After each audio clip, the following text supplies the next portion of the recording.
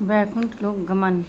राधे राधे। जैसे कि हम पुरुषोत्तम मास की कथा सुना रहे हैं, आज तीसरा हम सुनाएंगे। मतलब वैसे तो कल कितनी तारीख थी? 17 तारीख। कल से पुरुषोत्तम मास शुरू हो गया वैसे तो, लेकिन आज हमने 16 तारीख से सुनानी शुरू की थी, मावस से ही, तो इसलिए आज हम तीसरा अध्याय सुनाएंगे। राधे राधे। श्री कृष्ण नमस्तुभ्यम।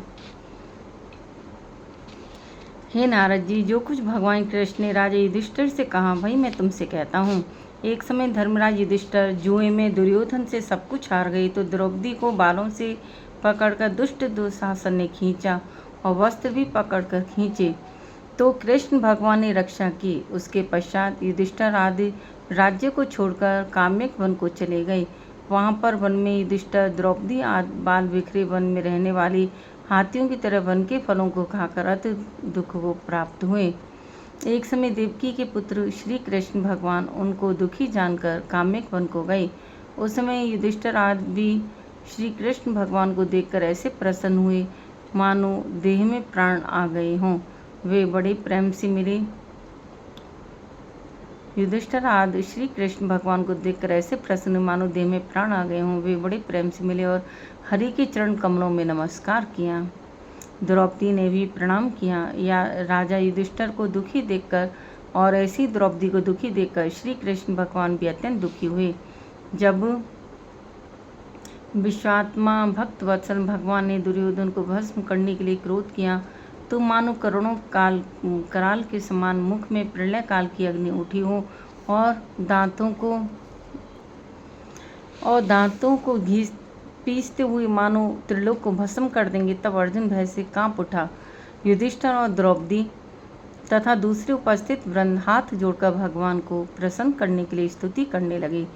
अर्जुन कहने लगे, हे कृष्ण, हे जगन्नाथ, हे नाथ, मैं जगत से बाहर नहीं हूँ, फिर भी आप मेरी रक्षा क्यों नहीं करते? आप तो सारी जगत की रक्षा करने वाले हो। जिनके नेत्र बंद करने से ब्रह्मा का पतन हो जाता है, जिनके क्रोध से सारे विश्व का नाश हो जाता है, कोई भी जीवित नहीं रह सकता। हे जगतपति, इस संहार करने वाले क्रोध को शांत कीजिए, दूर कीजिए। आपकी क्रोध से संसार में प्रलय हो जाएगी।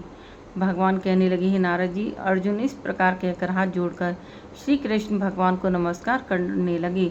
तब श्री कृष्ण भगवान अर्जुन के इस प्रकार स्तुति वचन सुनकर शीतल हो गए। फिर प्रेम से व्याकुल होकर युधिष्ठिर आदि श्री भगवान को बारंबार नमस्कार करने लगे।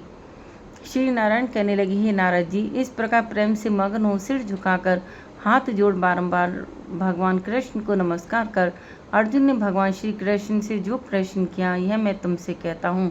हरि भगवान ने सब सुनकर पांडवों के हितकारक वचन कहने लगे।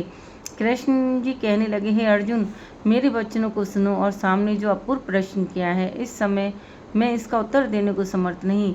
यह गुप्त प्रश्न ऋषियों को भी कठिन है, तो भी हे अर्जुन, मैं तुम्हारी मित्रता भक्ति से प्रसन्न होकर अत्यंत कठिन उत्तर को क्रम से कहता हूँ, सुनो। हे अर्जुन, एक समय में संयोगवश अधिक मास आया, उसको सब असहाय, निंदक, अपूज्य, मलमास और नवी की संक्रांति से वर्जित ऐसा कहते हैं। मल गंदा, मांस होने से स्पर्श करने योग्य नहीं है, सब कर्मों में निंदित है। इस प्रकार लोगों के वचन सुनकर